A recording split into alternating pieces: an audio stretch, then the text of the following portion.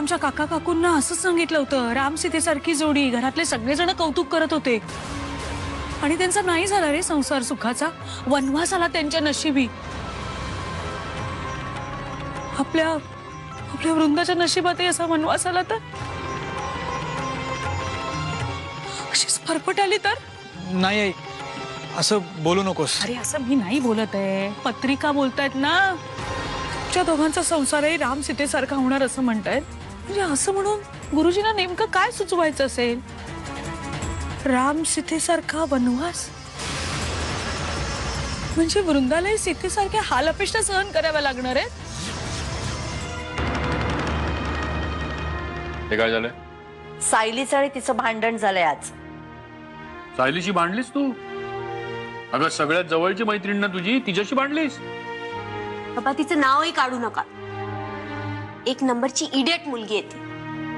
तिला मी इथे अभ्यास करायला बोलवलं आणि ती सगळी फालतूची बडबड करत बसली. फालतू बडबडत बसले? अहो काही नाही हो, ती हिच्या लग्नाच्या निर्णयावरून बोलली. पुन्हा एकदा नीट विचार कर असं म्हणाली. आता त्यात काय चुकलं हो तिचं? वा, आता तू पण तिचीच बाजू घे. कमाल आहे. आपल्या घरात लग्नाची एवढी तयारी झालीये, सगळ्यांना पुन्हा आमंत्रण दिली आहेत, इतकं आनंदाचं वातावरण आहे आणि त्यात ही असं काहीतरी अभद्र बोलत होती. जेव्हा गुरुजींनी हे सगळं भविष्य सांगितलं ना, तेव्हा माझ्या आनंदाची जागा भीतीने आणि चिंतेने घेतली रे. म्हणजे तुमचाही संसार सुखाचा नाही होणार का? वृंदाच्याही नशिबात वनवास, तिच्याही नशिबात अशीच फरफट. हे देवा, अरे काय नशिबात वाढून ठेवलंयस रे या दोघांच्या. कसा होणार यांचा सुखाचा संसार?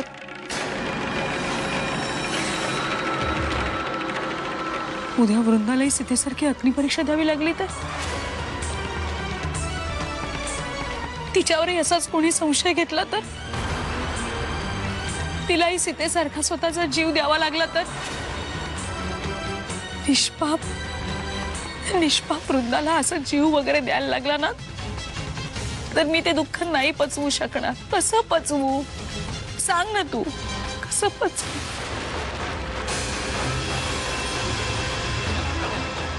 बोलणार आहे तू, बोलत का नाहीयेस? असं बोल ना, म्हणजे तुला बंदाची काळजीच वाटत नाही? नाही असं नाहीये. काकडेंच्या घराकडे. प्लीज काकू, हे सोडून दुसरं काही बोला. अरे तू माझं ऐकान तर घे. हाय, खरंच मोठं गोंधळ झालेलो हा वृंदा. काकू प्लीज, आजपर्यंत मी कुठलीही अपेक्षा मनात न बाळगता त्यांना मदत करत आलो. पण त्यांनी जर त्या कांता चोरगेंना लिंबूवाडीची देवी करायचं ठरवलंच असेल तर त्यात मी काही करू शकत नाही. यापुढे मी त्यांना कुठलीही मदत करणार नाही. आजपर्यंत माझ्या भावनांची त्यांनी कधीच कदर केली नाही. तू चीप राहू. आधी मी काय सांगतात ऐक. ती वृंदा बाशिंग बंदूक तयार झाली.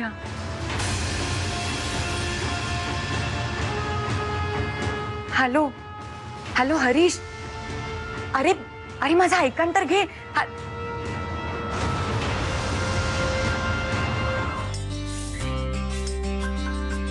काय ग, तुझ्या ह्या फॅशनमुळे माझा पूर्ण 1 तास वेस्ट होणार आहे. आधी तरी सांगायचंस ना, रेकॉर्ड तरी करून ठेवलं असतं.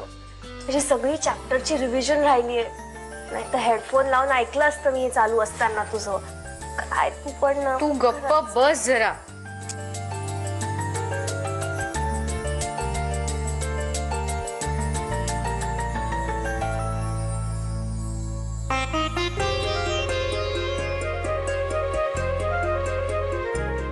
Periodic table is systematically arrangement of elements in the order of increasing atomic numbers of the elements.